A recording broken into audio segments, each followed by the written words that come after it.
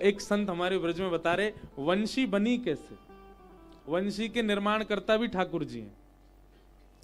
एक बार ठाकुर जी की अति प्रिय गैया गई ठाकुर जी के पास। ठाकुर जी बोले क्या बात है, बड़ी भयभीत लग रही है गैया। बोले लाला मो पूरी दुनिया में कोई तो डर ना लगे, बस एक तो ही डर लगे। बोले कौन थे? बोले बांस थे। ये सबरे किसान और ये जितने भी ग्वारियां हैं, ये सबरे या बांस के बल पे ही मोए डरा में, या तो मोए बहुत भय लगे या बांस को कछु निधान करो। ठाकुर जी बोले जाते तो भय लगे वही तो अत्यंत प्रेम कराए दूं। बोले हाँ कराए दो। तो जैसे ही ठाकुर जी ने बांस पकड़ो तो प्रथम हस्त लगते ही 3 छिद्र प्रकट हो गए, दूसरा हस्त लगते ही 3 छिद्र और प्रकट हो गए, और उसी बांस को जब अधर पर धारण किया तभी स्वर छिद्र प्रकट हो गया। जैसे ही मधुर वेणु में उंगलियों को घुमा के प्राण परोए श्री ठाकुर जी ने, जिस वेणु से, जिस बांस से भयभीत थी गैया, उसी बांस से प्रेम हो गया ठाकुर जी की कृपा से, और निर्माण भई वंशी। ठाकुर जी ने वेणु बनाई। यशोदा मैया बोली मैंने कोई अध्यापक ना लगाए रखो, कोई गुरुजी ना आमे, तुम्हें लगे मेरो लाला कोई गुरुजी तो पढ़ेगो, जे तो उल्टो गुरुजी पढ़ा देगो। तो मैया कहां से सीखे आयो बंसी? बोले निज शिक्षा।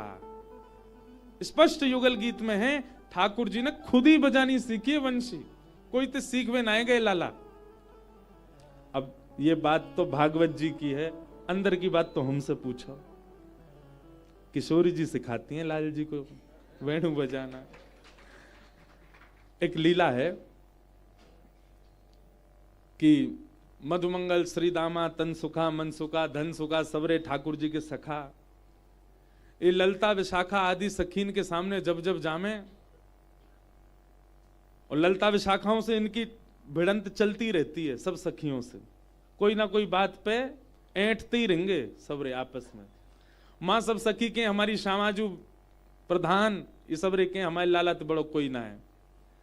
और हर बात पे एक ही बात है, जब ज्यादा सखियां ऐंठ दिखाती हैं सो सीधा मां कहो लाला बोल अंधे ने अभी रुक जा, शाम सुंदर बंसी बजाएगा, सबरी मारी मारी डोलेंगी यहां ते मां। क्योंकि लाल जी की बंसी सुनते ही स्तब्ध हो जाती हैं सब गोपी। जैसी कोई गोपी कछु के तो श्रीदामा मधुमंगल तो ऐसे डर पाए दे उन्हें, रुक जा आज बंसी बजवाऊंगा, तेरे घर के पास ही बजवाऊंगा मैं। गोपियां कहती हैं बोले देखो जब हम भोजन बना रही हूं या अपने पति को पवा रही हूं तब मत बजवाना बस। बोले वही समय बजवाएंगे अब तो, और बोल हम तो ऐसे। एक दिन सब सखी गई, हे श्यामाजू ये सबरे सखान ने बस एक ही डर पावे को, हम वासों प्रेम बहुत करें वंशी सो, पर ये सब हमें वाको भय दे में, हम कछु भी कहे में तो रुक जा बंसी बजवाएंगे आज लालाते। और वह वंशी के कारण हमारे सबरे काम उल्टे हो जाएं। हम भोजन बनावे बैठे, बना रही हूं मैं रोटी और वंशी की ध्वनि आती बेसुध है जाए, कहा बताएं कभी कभी तो कंडा ही ऐसे थापने लग जाए, वह कंडा कोई रोटी समझ के सेक दे, पति आकर के कहें कहा कर रही है, ऐसी बंसी बेसुध कर दे। कहा बताएं सब्जी बनानी होए वहां में राम रस डालना होए, और ये सबरे सखा जबरदस्ती बंसी बजवा में, और वही समय कानन में वेणु की ध्वनि आवे, राम रस की जगह चीनी डर जाए, पूरी सब्जी मीठी पड़ जाए। श्रृंगार करवे बैठे बंसी बजवाए दें, आंख वाली सामग्री होटन में लग जाए, होट वाली आंखन में लग जाए, और फिर भूतनी से हम बन जाए सो सबरे मजाक उड़ा में, इस सबरी बंसी तो बह दें हमें। हे श्यामाजू या वंशी को कोई काट निकारो। किशोरी जी बोली अब ये बात कौन जाने कि उनने शिक्षा तो सबरी हमते ही लई है वंशी की, लेकिन कोई नहीं। जय हो। हमारे राधा रमन लाल जी के गुसाई जी आए हैं। जय हो, प्रणाम।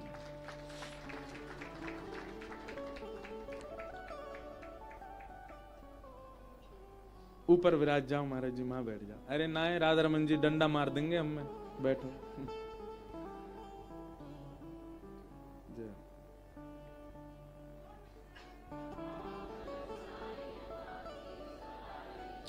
बोलो राधा रमन लाल की। हमारे श्री राधा रमन लाल जी के सेवायत श्री मोनू गोस्वामी जी पधारे हैं, आपसे खूब स्नेह।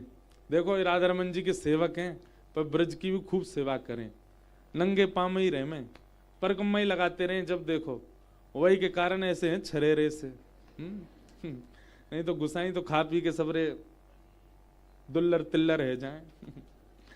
लेकिन आपको खूब स्नेह व्रज के प्रति, रज के प्रति, लाल जी के प्रति। ठाकुर जी मिल गए वाक्य बाद भी व्रज से प्रेम कम नहीं है। तो एक दिना सब सखीन ने सब सखान पे गई, अरे सुनो तुम बहुत लाला की वंशी की प्रशंसा करते रहो, आज एक काम करें। कहा यमुना पुलिन पर एक प्रतियोगिता है जाए।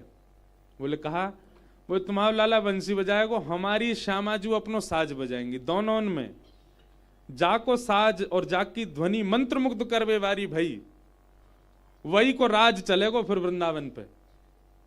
मधुमंगल श्रीधामा बोले ये कोई कहवे वाली बात है, हमारी लाला की बंसी सुन करके गिरी गिरी डोरो सबरी हैं, यमुना पुलिन पे बजाए दी तो कहीं जमुना जी में भय ही नहीं, जाओ मथुरा जाए करके निकारनी पड़ेंगी सबरी।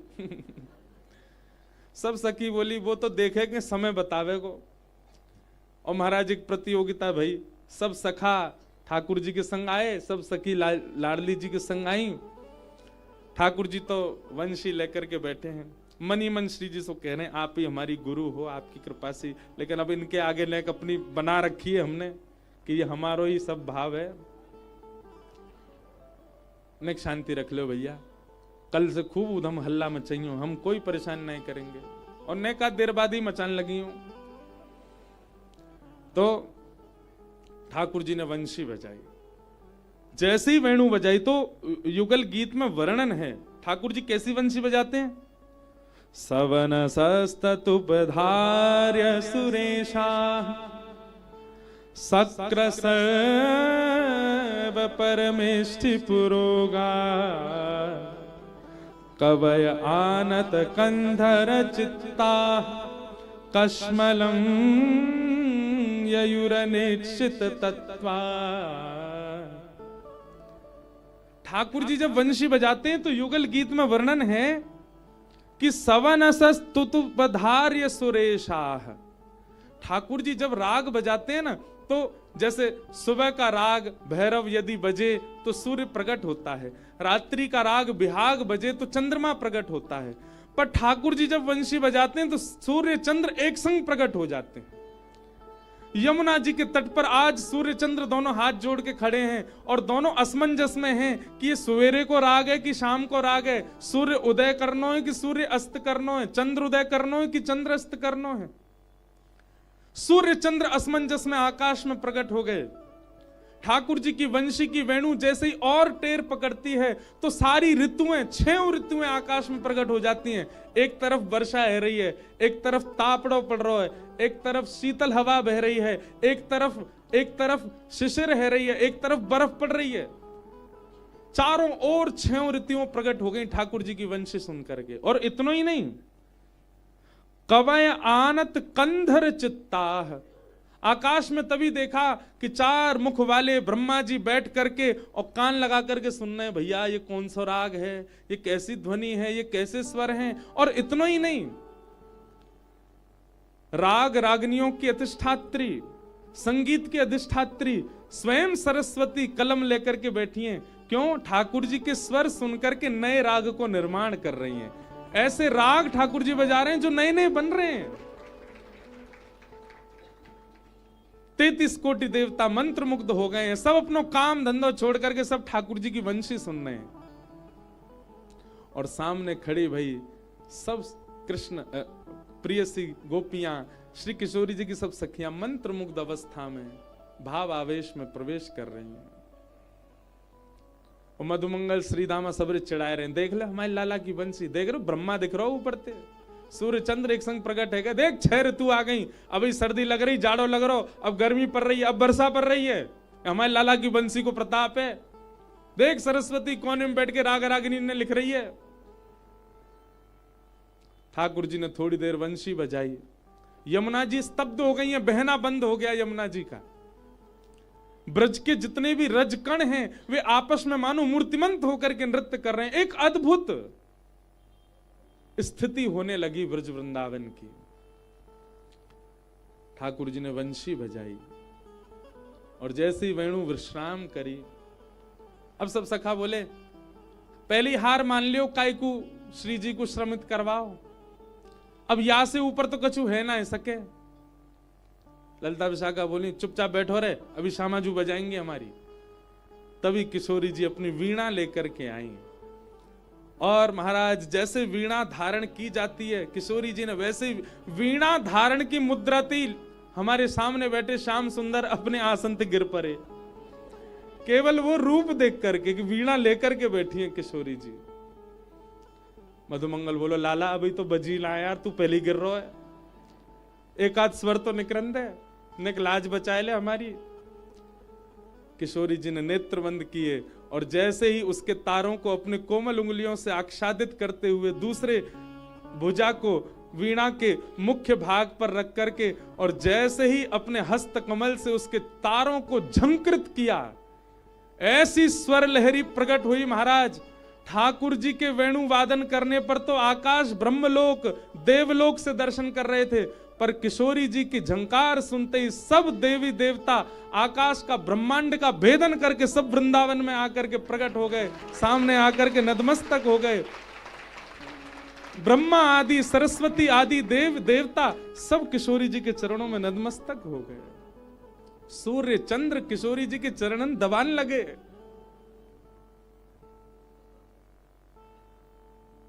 सखियां सब बोली अभी तो एक झंकार पड़ो है, अभी तो पूरी वीणा बजानी बाकी है, हे मधुमंगल बजवाए दें।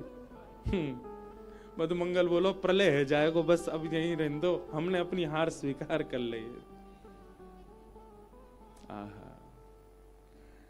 तो भले ही युगल गीत में ठाकुर जी की वेणुवाद्य की बड़ी प्रशंसा है, पर ये तो हम ब्रज रसिक ब्रज के भाव वाले ही जाने कि ये सबरी प्रशंसा तो बाह्य बाह्य, भीतर की तो बात हम जाने कि लाला तो शिक्षा ग्रहण करवे जामे ठाकुर किशोरी जी से, ये किशोरी जी की कृपा ही है।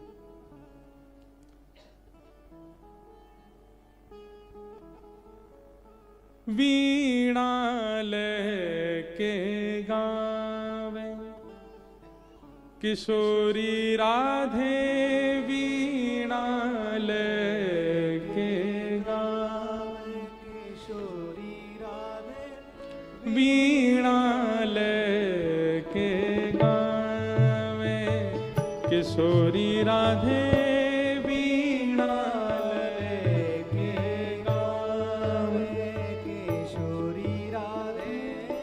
श्री सरस माधुरी जी का पद है, बहुत सुंदर भाव।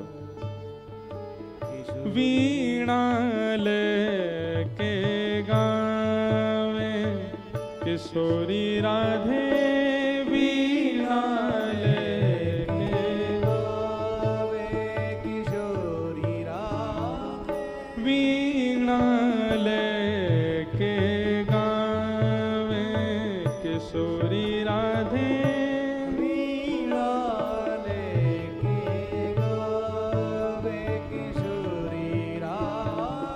वीणा लेके गावे किशोरी राधे, वीणा लेके गावे। तब तक यही गाते रहो, मैं ढूंढ रहा हूं पद। वीणा लेके गावे किशोरी राधे, वीणा लेके गावे किशोरी राधे, वीणा लेके गावे किशोरी राधे, वीणा लेके गावे। अब गानो है ना, तो अब मिलेगो नहीं, और जैसे ही विश्राम है जाएगो तो ही मिल जाएगो।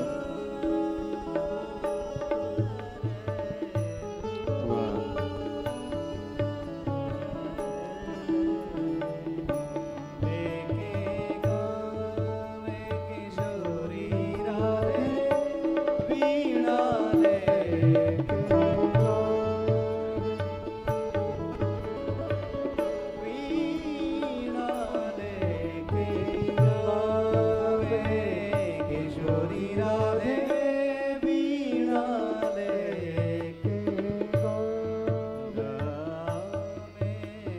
अब भाव ऐसा है कि आप पद में अगली पंक्ति में ठाकुर जी वंशी बजा रहे हैं, तो क्योंकि अभी अभी प्रतियोगिता में श्री जी जीत गई हैं, तो वो पद मिले ही नहीं रहो, ठाकुर जी की वंशी बजेगी ही ना, किशोरी जी की वीणा ही बजती रहेगी।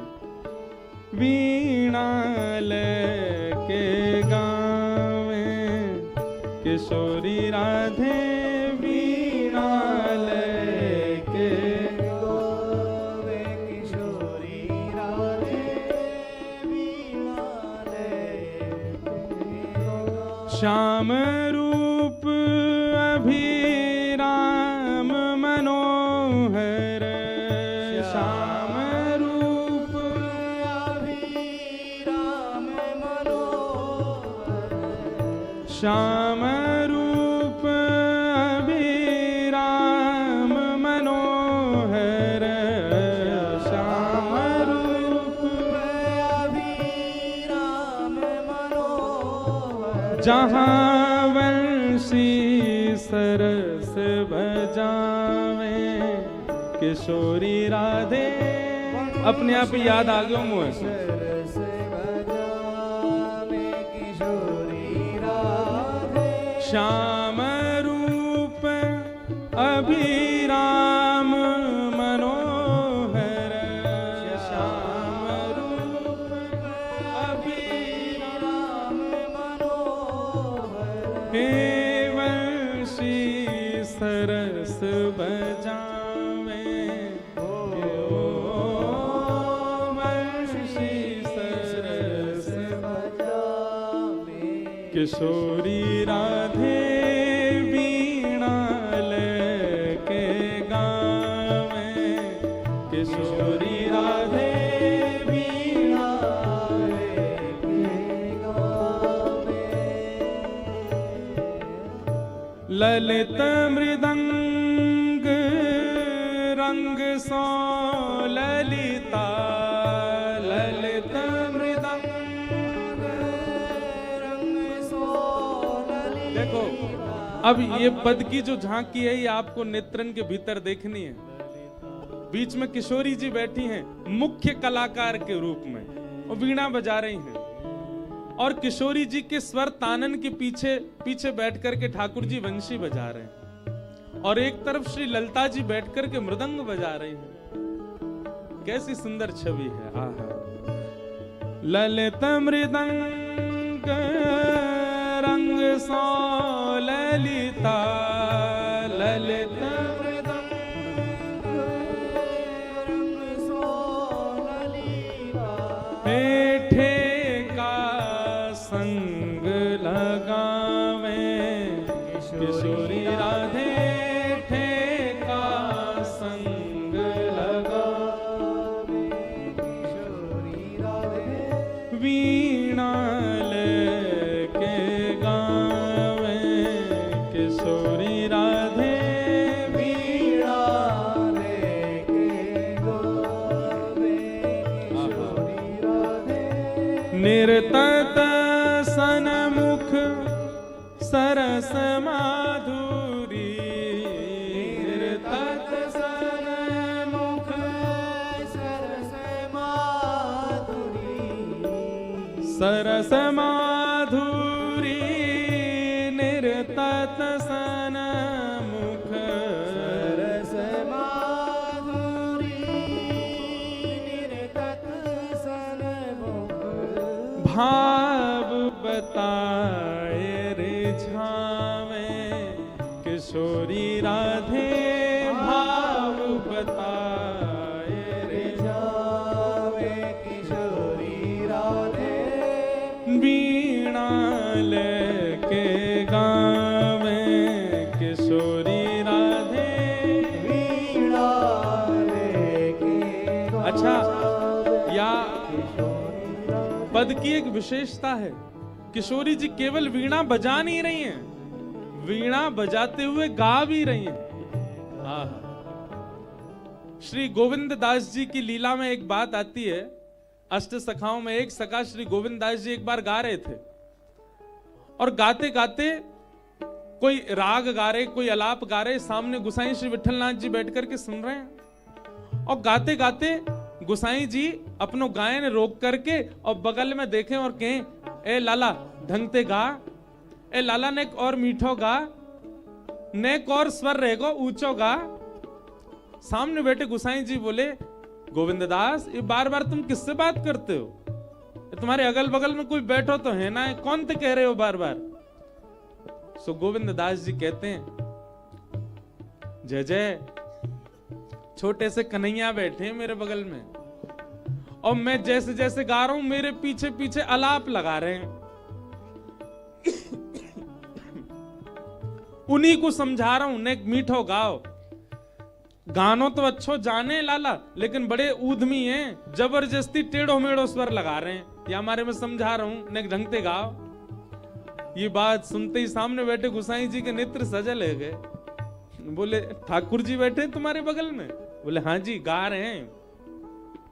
गोसाई जी बोले, देखो भैया ये तुम्हारी भक्ति को भाव है कि तुम्हें ठाकुर जी को स्वर सुनाई दे रहे हो। मोए सुनवे की इच्छा ना, मेरी ऐसी भावना नहीं कि तुम उनको प्रकट करो, पर एक बार नेक मुख बस ये बता दो, ठाकुर जी गांव में कैसे हैं? ठाकुर जी को स्वर कैसे? ठाकुर जी की आवाज कैसी है? भारी है, पतरी है, पैनी है, कोमल है, कैसी आवाज है ठाकुर जी की? सामने बैठे गोविंद दास जी के नेत्र सजल है गए। बोले, मैं अब कैसे बताऊं आपको कि मेरे कानन को कितना सुख मिले जब ठाकुर जी गावे। जितने कोमल इनको अंग है, वासे ज्यादा कोमल ठाकुर जी की आवाज है। ठाकुर जी जब बोले ना, एक शब्द निकलते ही ऐसा लगे स्तब्ध है जाएं, और वे बैठ के गा रहे हैं। अब आप सोचो कि उनको स्वर कैसा होएगा। ठाकुर जी बहुत मीठो बोले, बहुत मीठो गावे, उनकी आवाज बड़ी मधुर है। अब आप कह रहे हैं मोटी है, पतरी है, मीठी है, कैसी आवाज है? इनमें तो कोई उपमा ना दे सकूं लाल जी के स्वर को, ऐसा स्वर है ठाकुर जी को। लेकिन गोसाई जी बोले, लेकिन? बोले, लेकिन ठाकुर जी भी फीके लगे जब श्री जी गान लगे। जब हमारी श्यामा जी बोले तो हमारी लाडली जी गावे, तो ठाकुर जी भी फीके फीके से लगन लगे। किशोरी जी की स्वर ऐसा है। गोसाई जी तो भावावेश में चले गए, रोने लग गए। बोले, जय हो, कैसो गाती होंगी हमारी श्यामा जी।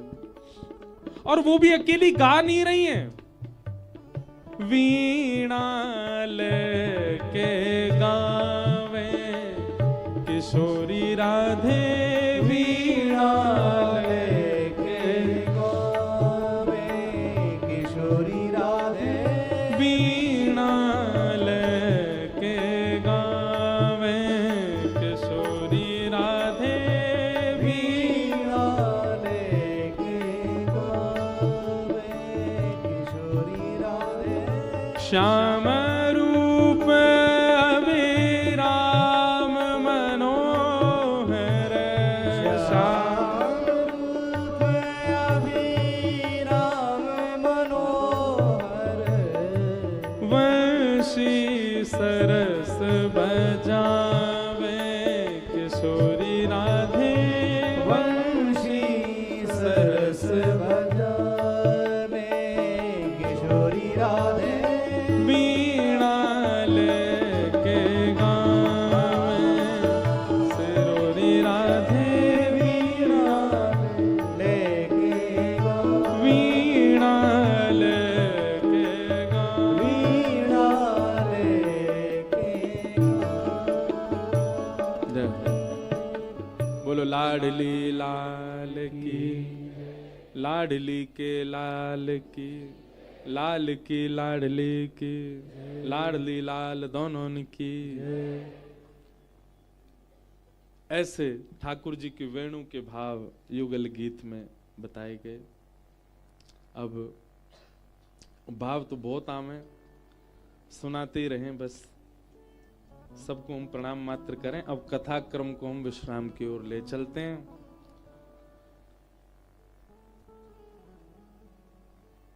साईं ने भी आज वृंदावन ते आगे कथा होना ही नहीं दी, वो वृंदावन में ही रखो।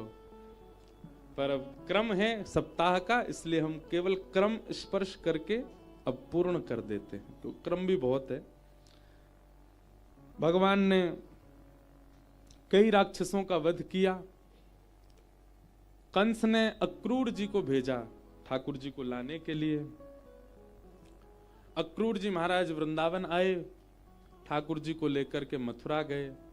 मथुरा जाकर के भगवान ने कुबलिया पीड़ हाथी का उद्धार किया, कुब्जा के ऊपर कृपा की, बड़े बड़े मल्लों का सर्वनाश करके भगवान ने सिंहासन पर बैठे दुष्ट कंस को उठा करके नीचे पटक दिया, उसके वक्ष पर पाद प्रहार करके उसके प्राण हरण कर लिए। बोलो कंस मर्दन भगवान की। कंस वध किया ठाकुर जी ने। तत्पश्चात कारागृह में जाकर के देवकी मैया को मुक्त किया। देवकी मैया ने खूब हृदय से लगाया। उग्रसेन नाना जी को भगवान ने मथुरा का राजा बनाया, कंस के पिताजी को। और भगवान स्वयं पढ़ने के लिए सांदीपनी गुरुकुल गए।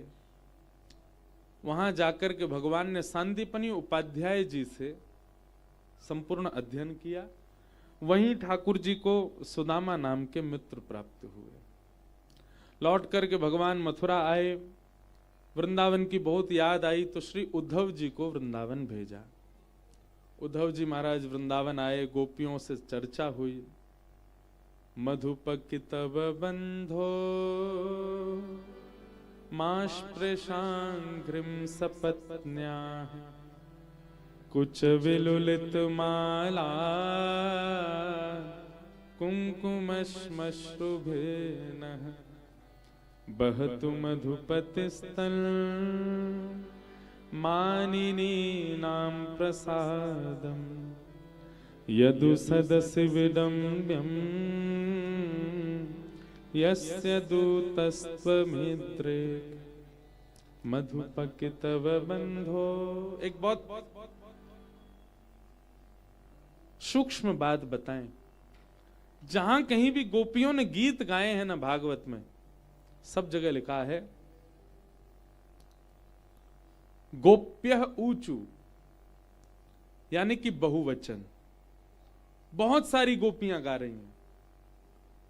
लेकिन जब भ्रमर गीत प्रारंभ होता है तो यहां लिखा है गोपीवाच, एक वचन, यानी कि एक गोपी गा रही है। और जिस प्रकार के शब्द भ्रमर गीत के हैं उससे यह कह सकते हैं कि ये एक गोपी कोई और नहीं है, हमारी श्यामा जी गा रही है, किशोरी जी गा रहे हैं। भगवान के 3 सखा हैं कृष्ण लीला में। कौन कौन? उद्धव, अर्जुन और सुदामा। आप कहेंगे मधुमंगल श्रीदाम, वो सखा नहीं है, वो प्राण है ठाकुर जी के। सखा अलग हो सकते हैं ना। लेकिन इन तीनों में भी अगर पूछा जाए कि सबसे प्रिय ठाकुर जी को कौन है, उद्धव, अर्जुन और सुदामा में, तो सबसे प्रिय हैं श्री उद्धव जी। क्यों? लोगों को भी उद्धव कृष्ण संवाद पता नहीं है, लोगों को भी उद्धव जी के बारे में पता नहीं है। लोग अर्जुन तक ही सीमित रह जाते हैं, इसलिए उनको भगवत गीता और अर्जुन के भाव में ही रमने की आदत है। पर जो उद्धव को पहचान गए हैं वे जानते हैं कि उद्धव ठाकुर जी को कितने प्रिय हैं। क्यों? क्योंकि अर्जुन भगवान का शिष्य है और उद्धव हमारी किशोरी जी का शिष्य है। उद्धव ने लाडली जी से शिक्षा ग्रहण करी है। ये संपूर्ण भ्रमर गीत किशोरी जी उद्धव को सुना रही हैं। इसलिए ठाकुर जी, एक प्रसंग सुनाऊं, बहुत ध्यान से सुनना महाराज जी, सब लोग बहुत ध्यान से सुनियो। एक बड़ी गोपनीय लीला है। उद्धव कितना प्रिय है ठाकुर जी को। जब भगवान के संपूर्ण यदुवंश को ब्राह्मणों के द्वारा श्राप लगा तो सब भगवान के पास गए और भगवान से जाके बोले, संतों ने हमको श्राप दे दिया है, कुछ दिन में हम लोगों की सबकी मृत्यु हो जाएगी। भगवान बोले, हम तो पहले ही मना करते थे संतों का कभी अपमान मत करो, मैं भगवान होके भी तुमको नहीं बचाऊंगा अगर संत नाराज हो गए तो। अब क्या बोले, आप पूरे विश्व को बचाते हो, आपने ब्रह्मास्त्र से उत्तरा की रक्षा की, आपने आदि आदि भावों से सब भक्तों की रक्षा की, हम तो आपके खुद के परिवार वाले हैं, हमारे श्राप से आप हमको नहीं बचाओगे? ठाकुर जी घूम के आ जा। ठाकुर जी विचार करने लगे, इधर देखो, यहां देखो, क्या बता रहा था मैं?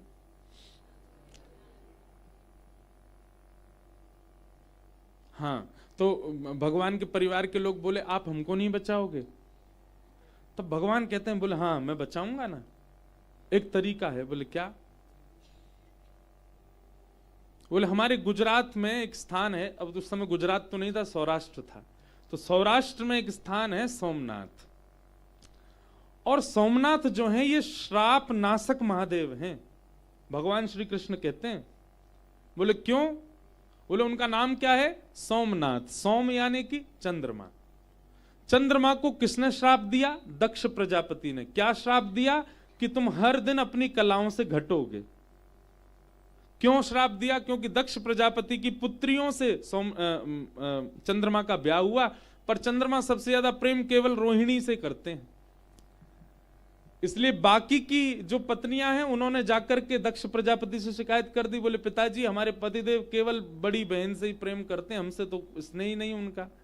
तो दक्ष प्रजापति ने क्रोध में आके श्राप दे दिया कि आप अपनी कलाओं से रोज घटोगे। चंद्रमा ने आके कहा ससुर जी आपने हमको श्राप दे दिया, कलाओं से रोज घटूंगा, और एक दिन जब पूरी कलाई खत्म हो जाएंगी तो मैं अदृश्य हो जाऊंगा, आपकी सारी बेटियां विधवा हो जाएंगी। दक्ष प्रजापति बोले ये तो मैंने सोचा ही नहीं, इसीलिए तो भगवान ने बकरे का मुंह लगा दिया उनको। क्यों? विचार ही नहीं करते हैं। बोले अब क्या करें? तब सोम यानी कि चंद्रमा ने समुद्र के तट पर बैठ करके महादेव की आराधना की। क्यों? बोले आपके हमारे ससुर जी एक ही हैं, कृपा करो। तो महादेव प्रकट हो गए, प्रकट होकर के कहा वरदान मांगो। बोले कि श्राप लगा है रोज अपनी कलाओं से घटना है, और एक दिन जब मैं अदृश्य हो जाऊंगा तो फिर क्या होगा? तब महादेव कहते हैं ठीक है, हम आपका श्राप तो नहीं काट सकते, पर हम आशीर्वाद देते हैं 15 दिन आप श्राप में रहोगे और 15 दिन हमारे आशीर्वाद में रहोगे। प्रथम दिन से लेकर के और अमावस्या तक आप श्राप में रहोगे, आपकी कलाएं घटेंगी, लेकिन फिर उसके बाद हमारा आशीष लगेगा, और प्रथम से लेकर के और पूर्णिमा तक आप आशीर्वाद में रहोगे। मतलब घटोगे बढ़ोगे, घटोगे, ऐसे आपका चलेगा। तो भगवान श्री कृष्ण ये कथा यदुवंशियों को सुना रहे हैं। बोले भैया अब हम यदुवंशियों को श्राप तो लग गया, और श्राप नाशक देवता हमारे सौराष्ट्र में कौन है? सोमनाथ। चलो सब यदुवंशी नाव में बैठ करके, क्योंकि द्वारिका तो बीच समुद्र में है, बोले नाव में बैठ बैठ करके सोमनाथ चलो, और सोमनाथ जाकर के यज्ञ करेंगे, हवन करेंगे, ब्राह्मणों को दान करेंगे, महादेव की आराधना करेंगे, जलाभिषेक करेंगे, उससे महादेव प्रसन्न होके हो सकता है श्राप न भी कटे तो कुछ तो वरदान दे देंगे। यदुवंशी नाचने लगे, बोले वाह ठाकुर जी आपने बहुत बढ़िया कर दिया काम, अब हम लोग प्रसन्न हैं। पूरी सभा आनंदित हो गई। भगवान ने सबको कहा तैयारी करो, चलो सब लोग जाओ। लेकिन कोने में बैठा उद्धव भगवान को टेढ़ी नजर से देख रहा है, ऐसी नजर से जैसे चोरी पकड़ लेता है ना कोई। ठाकुर जी ने उद्धव की ओर देखा, क्या बात है ऐसे क्यों देख रहे हो? उद्धव बोला आपके पास आके बात करूं? बोला हाँ आओ। जैसे ही उद्धव जी पास आए, उद्धव जी कहते हैं आप बहुत चतुर हो ठाकुर जी। बोले क्यों? अपने परिवार को श्राप से बचाना, इसमें क्या चतुराई? बोले मैं उसकी नहीं कह रहा हूं, आप चतुर क्यों हो ये बात मैं बहुत अच्छे से जानता हूं, आपके रग रग से वाकिफ हूं मैं। और क्यों है? क्योंकि किशोरी जी का शिष्य है उद्धव। ठाकुर जी बोले क्या बोलना चाहते हो, स्पष्ट बोलो। बोले प्रभु हमारी जो द्वारिका है ना, इस द्वारिका को किसने बनाया? भगवान बोले विश्वकर्मा ने। और श्राप लगना, पाप लगना, पुण्य लगना, सूतक लगना, सोबर लगना, ये सब लागू होता है ब्रह्मा के द्वारा बनाई गई पृथ्वी पर। हमारी द्वारिका को ब्रह्मा ने नहीं बनाया। इसका मतलब क्या है? ब्राह्मण चाहे कितना भी श्राप दें, इस नगरी में रहने वाले किसी को श्राप लगता ही नहीं है। आप तो जानबूझ करके सब लोगों को नाव में बैठा के ब्रह्मा के द्वारा बनाई गई पृथ्वी पर लेके जा रहे हो ताकि सबको श्राप लगे। भगवान तुरंत उठे, उद्धव का मुंह बंद किया, बोले चुप रहे, बोल मत। बोले मैं आपका रहस्य जानता हूं, श्राप तो अभी किसी को लगा ही नहीं है, यदुवंशी सब खाली बैठे हैं, कोई नहीं मरने वाला। आप जबरदस्ती सबको लेके जा रहे हो ब्रह्मा की पृथ्वी पर ताकि सबको वहां उतरते ही श्राप लग जाएगा। और मुझे ऐसा भी आभास हो रहा है कि इस यात्रा में मैं नहीं जाऊंगा आपके साथ, आप मुझे छोड़ के जाओगे। भगवान ने उद्धव को हृदय से लगाया, बोले सही समझा उद्धव, मेरे बाद यदुवंशी भार बन जाएंगे पृथ्वी पर, इसलिए मुझे इनको शापित करवाना पड़ेगा। और तुम ब्रजवासियों के शिष्य हो, चेला हो, और ब्रज ने तुमको प्रेम करना सिखा दिया, इसलिए ऐश्वर्य का अभिमान तुमको नहीं छुएगा, इसलिए मैं तुमको छोड़ के जाऊंगा ताकि संपूर्ण यदुवंश के विनाश के बाद मेरी भक्ति का प्रचार प्रसार और उसकी स्थापना के लिए तुम रहो पृथ्वी पर। उद्धव जी बहुत रोए। भगवान स्वयं सहित पूरे यदुवंशियों को नाव में बैठा करके ले गए, केवल उद्धव को द्वारिका छोड़ के गए और सौगंध दे के छोड़ के गए, तू नहीं जाएगा। क्यों? तू तो हमारी किशोरी जी को अंश है, हमारी किशोरी जी ने तू को देखो है, किशोरी जी ने तू पे हाथ फेरो है, ब्रजवासी ने तू को हृदय लगायो है, तू प्रेम से ओतप्रोत है। उद्धव तेरो रहनो बहुत जरूरी है। बाकी सब यदुवंशियों को लेकर के भगवान सोमनाथ गए, उद्धव को छोड़ गए। ऐसे हैं उद्धव। ये जो कुसुम सरोवर है ना गोवर्धन में, वहां उद्धव जी का मंदिर है। लोग बाग बस उसका बाहरी चकाचौंध देख के आ जाते हैं, उद्धव जी को प्रणाम नहीं करते। श्रीमद् भागवत में वर्णन है, जब यमुना महारानी के पास 16,100 पत्नियां गईं भगवान की, और उन्होंने जाकर के कहा कि हमारा विरह कैसे शांत हो, तब श्री यमुना जी ने आज्ञा की कि हमारे ब्रजमंडल में कुसुम सरोवर श्यामा श्याम की नित्य लीला स्थली है, वहीं पर लता गुल्म पत्रों के रूप में श्री उद्धव जी महाराज विराज रहे। आशा महो चरण रेणु जशाम हम शाम वृंदावने किमपि गुलमलतौषधीनाम। आप जाकर के वहां उद्धव जी से प्रार्थना करो। तब 16,100 राजकुमारियों ने जाकर के और वज्रनाभ ने जाकर के कुसुम सरोवर पर कीर्तन किया। तब लता पत्रों से श्री उद्धव जी महाराज प्रकट हुए और कुसुम सरोवर पर भागवत की कथा सुनाई। वो लंबी कथा है, विषय बहुत बड़ा है, पर श्री उद्धव जी आज भी वृंदावन के वृक्ष, वृंदावन के लता गुल्म पत्र, इनमें उद्धव जी का निवास है, क्योंकि उद्धव जी ने मांगा है ऐसा। इसीलिए वृंदावन में पत्र पुष्प और वृक्ष ये प्रणम्य हैं, क्योंकि ये उद्धव है, उद्धव जी के रूप में। उद्धव जी को यह बात सुनाई गोपियों ने, और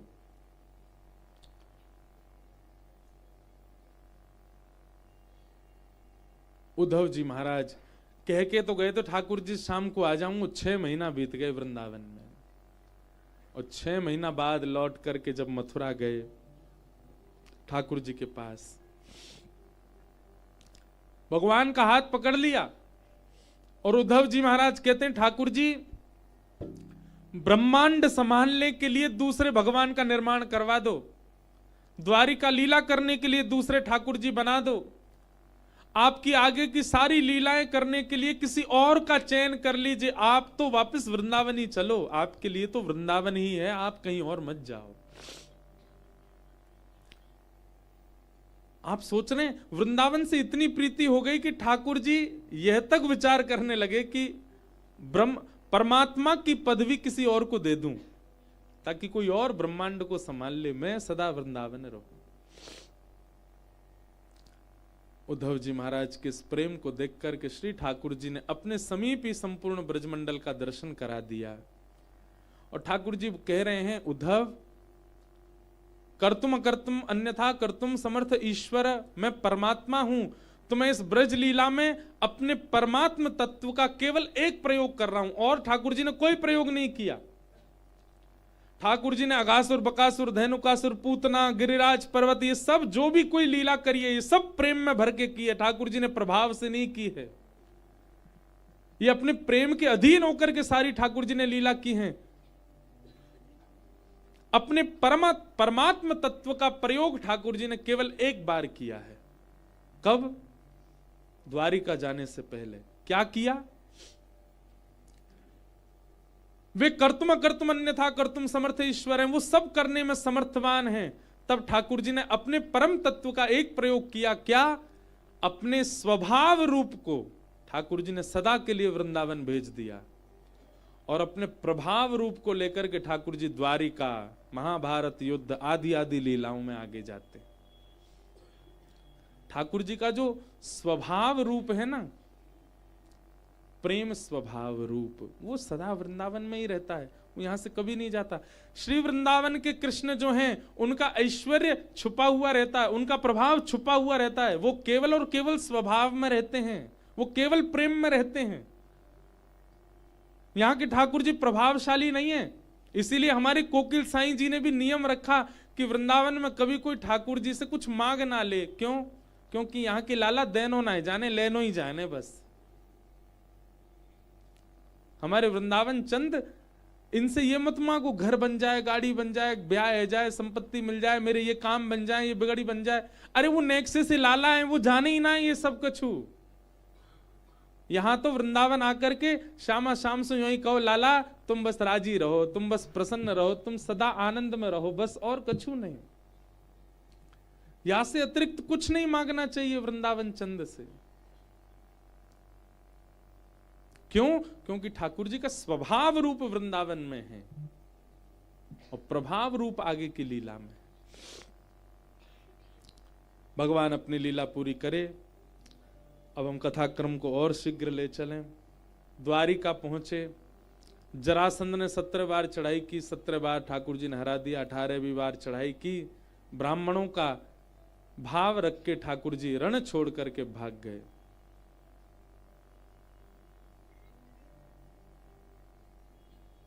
विप्रधेनु संतन के कारण रण छोड़ो ब्रजनाथ, गोमती तट द्वारवती पधारे, कहलाए द्वारिका नाथ। विप्रों के कारण ठाकुर जी रण छोड़ करके भाग गए, क्योंकि जरासंध विप्रों को अनुष्ठान पे बैठा के आया है। ठाकुर जी ने कही विप्रों का अनुष्ठान पूर्ण होना चाहिए और ठाकुर जी रण छोड़ करके भाग गए, द्वारिका में विराज गए। बोलो द्वारिकाधीश की। बलराम जी का रेवती जी के साथ में विवाह हुआ और श्री नारद जी के अथक प्रयास से श्री ठाकुर जी का विवाह श्री रुक्मणी जी के साथ में हुआ। बोलो रुक्मणी रमण भगवान की। रुक्मणी लक्ष्मी है बंधुओं, और लक्ष्मी से ठाकुर जी का विवाह होता है। विवाह सदैव विलग व्यक्ति के साथ में होता है। किशोरी जी तो ठाकुर जी ही हैं, उनसे विलग नहीं है, वे एक ही हैं। अगर हम ऐसा भी कह दें तो कोई अतिशयोक्ति नहीं। ठाकुर जी को ब्याह रुक्मणी जी थे भयो, रुक्मणी जी को ब्याह किशोरी जी थे भयो। किशोरी जी ठाकुर जी अलग नहीं है। अद्भुत लीला है। किशोरी जी की परम भक्ता हैं श्री रुक्मणी जी। अब वो विषय बहुत बड़ा हो जाएगा, बहुत करुण भी है, इसलिए मैं उसमें ज्यादा प्रवेश नहीं करूंगा। साईं के यहाँ आनंद में ही रहना है, करुण भाव में नहीं जाना। कुछ दिन पहले हम घर बैठ के ही चर्चा कर रहे थे, बहुत देर होती रही। यहां से जाने के बाद श्री रुक्मणी जी का किशोरी जी के प्रति जो प्रेम है, बस इतना समझ लीजिए कि वह रुक्मणी जी जो कभी कृष्ण को त्याग नहीं सकती, स्वप्न में भी श्री कृष्ण को कभी भूल नहीं सकती, उन्होंने कुरुक्षेत्र में जब पहली बार किशोरी जी को देखा तो रुक्मणी जी कहती हैं, हम प्राण प्यारे द्वारिकाधीश को भी छोड़ सकती हैं किशोरी जी के लिए, सदा इनके चरणों में वास मिल जाए बस। ऐसी हमारी किशोरी जी। जब रुक्मणी जी को श्राप लगा 12 वर्ष तक ठाकुर जी से दूर रहने का, तब किशोरी जी ने ही रुक्मणी जी की भाव की रक्षा की। आज भी भेंट द्वारिका आप जाएंगे तो वहां पर जो द्वारिकाधीश जी का स्वरूप है वो रुक्मणी जी ने बालू से ही बनाया, किशोरी जी की आज्ञा से। ये सब अंतरंग चर्चाएं, अंतरंग लीलाएं हैं, सबको प्रणाम करते हैं। भगवान के अष्ट प्रमुख ब्याह हुए, भौमासुर नाम के राक्षस के यहाँ 16,100 रानियां बंदी थीं। सबको मुक्त करा करके भगवान ने सबसे विवाह किया और 16,108 ब्याह हुए। राजा नृण के ऊपर कृपा की, भगवान की दिनचर्या ग्रहचर्या का वर्णन किया गया। जरासंध का भीम के द्वारा वध करवा करके भगवान ने पांडवों के यहाँ राजसूय यज्ञ को स्वीकार किया। सुदामा चरित्र सुनाया गया, जहां भगवान के परम सखा श्री सुदामा जी महाराज, आहा, उनका मंगल चरित्र सुनाया गया। कैसे श्री सुदामा जी महाराज ने ठाकुर जी की प्राप्ति की कि कृष्णस्यासीत् सखा कश्चित् ब्राह्मणो ब्रह्मवित्तम विरक्त इंद्रियार्थेषु प्रशांतात्मा जितेंद्रिय। ठाकुर जी को यदि बनना चाह रहे हो तो 3 लक्षण हैं श्री सुदामा जी में, वे 3 अपने भीतर ले लो। मैं कहीं लेके तो भागना ही जाता हूं, यूं लगी कहीं बज नहीं जाए हैं। तो इस प्रकार श्री सुदामा जी के 3 लक्षण हैं। सबसे पहला विरक्त इंद्रियार्थेषु, दूसरा प्रशांतात्मा, तीसरा जितेंद्रिय। सबसे पहला सुदामा, अगर ठाकुर जी के सखा बनने की किसी की इच्छा हो तो सबसे पहला लक्षण लाओ विरक्त इंद्रिय। इंद्रियों को संसारी व्यंजनों से विरक्त करके केवल भगवत प्रसाद में लगा दो।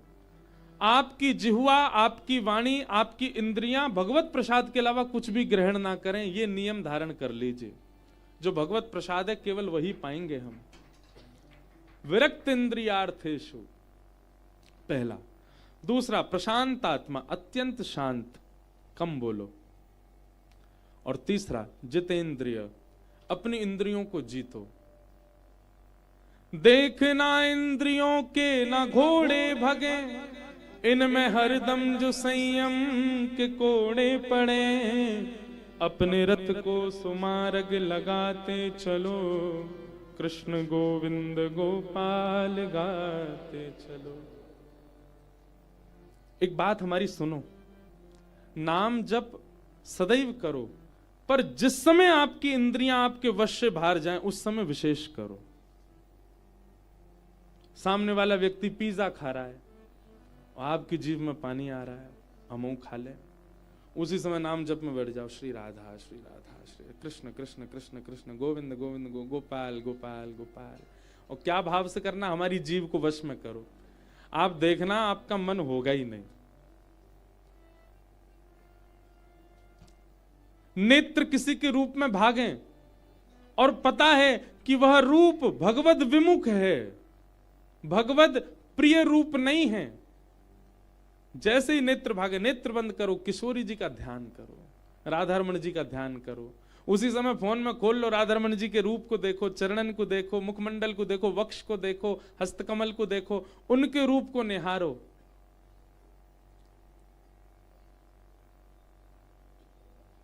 आहा,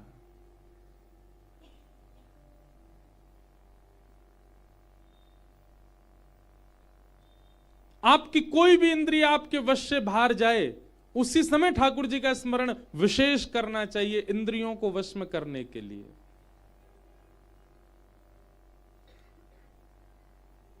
बहुत सुंदर एक भाव है, मनमोहन तुझे रिझाऊं, तोहे नित नए लाड लड़ाऊं, बसा कर नैनन में, छिपा के तुझे नैनन में, बसा कर नैनन में, छिपा के तुझे नैनन में। गीत बन जाऊं तेरी बांसुरी के स्वर का, इठलाती बल खाती पतली कमर का। गीत बन जाऊं तेरी बांसुरी के स्वर का, इठलाती बल खाती पतली कमर का, पीला पटका बन जाऊं, पीला पटका बन जाऊं, बसा कर नैनन में, छिपा के तुझे नैनन में हो, बसा कर नैनन में, छुपा के तुझे नैनन में। महाराज कैसे कोई बाह्य स्थिति आपको परेशान कर सकती है जब इस प्रकार का भाव बन जाए। लग रहा है कि नेत्र भटक रहे हैं, देखो राधा रमन जी को। लग रहा है जिह्वा भटक रही है, पाओ प्रसाद राधा रमन जी को।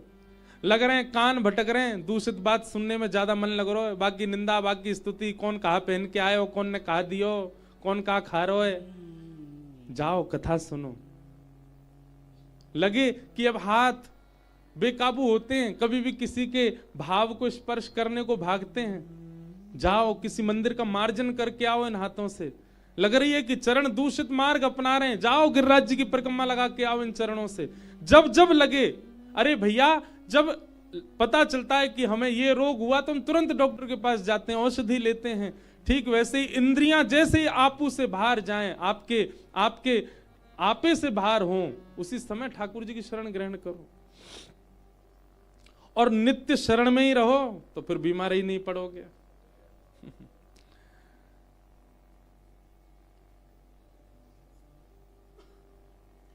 तीन लक्षण बताए सुदामा जी के, भगवान ने सुदामा जी पर कृपा की। आगे फिर और भी कई प्रसंग सुनाए गए। भगवान के संपूर्ण कुल को श्राप लगा, श्राप के उपरांत भगवान ने सबको विदा कर दिया। स्वयं भी एक वट वृक्ष के नीचे बैठ करके भगवान संपूर्ण लीला का चिंतन करने लगे। उद्धव को ज्ञान उपदेश किया, कृष्ण उद्धव संवाद हुआ। तत्पश्चात भगवान ने उद्धव को आज्ञा कर दी, तुम बद्रिकाश्रम चले जाओ, मेरी पादुकाएं संग लेकर के जाओ। और श्री उद्धव जी महाराज वृंदावन होते हुए बद्रिकाश्रम गए, वहां ठाकुर जी की पादुका विराजमान करके कुछ समय तप करके सदा के लिए वृंदावन में बस गए। मैत्रेय मुनि आदियों को भी ज्ञान देकर के ठाकुर जी ने सबको विदा किया। अर्जुन को कहा जाओ जाकर के पांडवों को बता दो मैं अपनी लीला पूरी कर रहा हूं।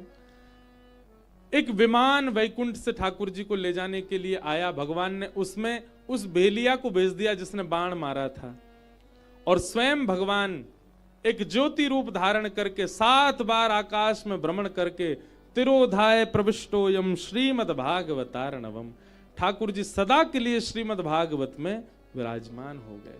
आप किसी ग्रंथ को नहीं सुन रहे हैं, आप किसी पोथी को नहीं सुन रहे हैं, कोई पुराण नहीं है भागवत। भागवत साक्षात श्री कृष्ण है। और इस बार के साईं के उत्सव में यहां 1 नहीं 2 नहीं 3 नहीं 4 नहीं 151 से भी अधिक श्री कृष्ण भ्रमण कर रहे थे इस आंगन में। आप श्रीमद् भागवत जी को देखते हैं, भागवत जी सुनने जाते हैं, तो यह विश्वास मन में धारण कर लिया कीजिए साक्षात श्री कृष्ण है। अगर श्रीमद् भागवत का आश्रय नहीं हो जीवन में तो आप ठाकुर जी से प्रेम नहीं कर सकते। ये भागवत ही, हम तो कहेंगे भैया भागवत जी के जो श्वेत पन्ना है ना, ये श्वेत वर्ण तप्त कांचन गौरांगी श्री किशोरी जी हैं, और इन श्वेत पन्नों पर अंकित श्याम वर्ण के जो श्लोक हैं यही श्री कृष्ण हैं। श्री वृंदावन में विराजमान युगल ही श्रीमद् भागवत है। मार्कंडेय ऋषि के ऊपर कृपा आदि सब बताई गई। तक्षक सर्प ने आकर के परीक्षित को डस दिया और उनका पंच भौतिक देह तो नष्ट हो गया, पर उनकी दिव्य आत्मा चतुर्भुज रूप धारण करके विमान में विराजमान होकर के भगवत धाम को प्रस्थान कर गए। शुकाचार्य जी महाराज व्यासपीठ से उठ करके अंतर ध्यान हो गए। कहाँ गए? श्री जी के निज निकुंज में आ गए और सुख सखी के रूप में आकर के विराज गए। जय सुख सखी श्याम चरण दासी, रास विलासी प्राण प्यारी। जय सुख सखी श्याम चरण दासी, रास विलासी प्राण प्यारी। ये वर्ष 2024 मेरे लिए बहुत महत्वपूर्ण रहा। एक तो साईं के यहाँ पूरी कथा सुनाने का अवसर मिला, और भी बहुत कुछ हुआ, मुझे तो स्मृति नहीं है। पर एक और अच्छा हुआ इस वर्ष में कि ठाकुर जी ने भक्तमाल जी में प्रवेश कराया, और वो भक्तमाल जी का प्रवेश भी श्री शुकाचार्य जी की आचार्य पीठ जयपुर में सरस निकुंज में कराया, जहां यह भेद 9 साल बाद जाकर के पता चला कि श्री शुकाचार्य जी महाराज, कथा करते करते 9 साल हो गए हमको। शुकाचार्य जी ने तो कथा 5000 साल पहले सुनाई, लेकिन 5000 साल तक श्री शुकाचार्य जी कहाँ हैं उनका कोई वर्णन नहीं। वो पता चला कि श्री सुख सखी के रूप में निज निकुंज में विराज रहे हैं, श्री जी के समीप। ऐसे हमारी किशोरी जी के प्रिय श्री सुख सखी वहां से प्रस्थान कर गए। संपूर्ण भागवत का विश्राम हुआ। जो जो कथाएं स्पर्श मात्र की थी उन सबको हम प्रणाम करते हैं। भागवत जी का विश्राम श्लोक सब लोग 3 बार मेरे साथ उच्चारण करो। बिल्कुल सावधानी से नेत्र बंद करके अपने प्रियालाल जी का स्मरण करो, साईं का स्मरण करो, अपने गुरुदेव का स्मरण करो, वृंदावन का स्मरण करते हुए आज भागवत जी को हम विश्राम दे रहे हैं। अंतिम श्लोक सब लोग मेरे साथ 3 बार कहेंगे। नाम संकीर्तनम यस्य, नाम संकीर्तनम यस्य, सर्व पाप प्रणाशनो, सर्व पाप प्रणाशनो, प्रणामो दुख समनः, प्रणामो दुख समनः, तम नमामि हरिं परम, तम नमामि हरिं परम। नाम संकीर्तनम यस्य, नाम संकीर्तनम यस्य, सर्व पाप प्रणाशनम, सर्व पाप प्रणाशनो, प्रणामो दुख समनः, प्रणामो दुख समनः, तम नमामि हरिं परम, नमामि हरिं परम। नाम संकीर्तनम यस्य, नाम संकीर्तनम यस्य, सर्व पाप प्रणाशनो, सर्व पाप प्रणाशनो, प्रणामो दुख समनः, प्रणामो दुख समनः, तम नमामि हरिं परम, तम नमामि हरिं परम। नाम संकीर्तनम यस्य, नाम संकीर्तनम यस्य, सर्व पाप प्रणाशनो, सर्व पाप प्रणाशनो, प्रणामो दुख समनः, प्रणामो दुख समनः, तम नमामि हरिं परम। तम नमामि हरिं परम। जिन भगवान का नाम संकीर्तन हमारे जीवन के सब प्रकार के पापों को नष्ट करके भगवत प्राप्ति कराता है, ऐसे भगवान के इस नाम को हम बारंबार प्रणाम करते हैं। बोलो वृंदावन बिहारी लाल की जय, श्री राधा रमण लाल की जय, श्री राधा वल्लभ लाल की जय। जय श्री राधे मिथिले बाबल साईं अमा की सदा बधाई हो, बधाई हो, बधाई हो, बधाई हो, बधाई हो।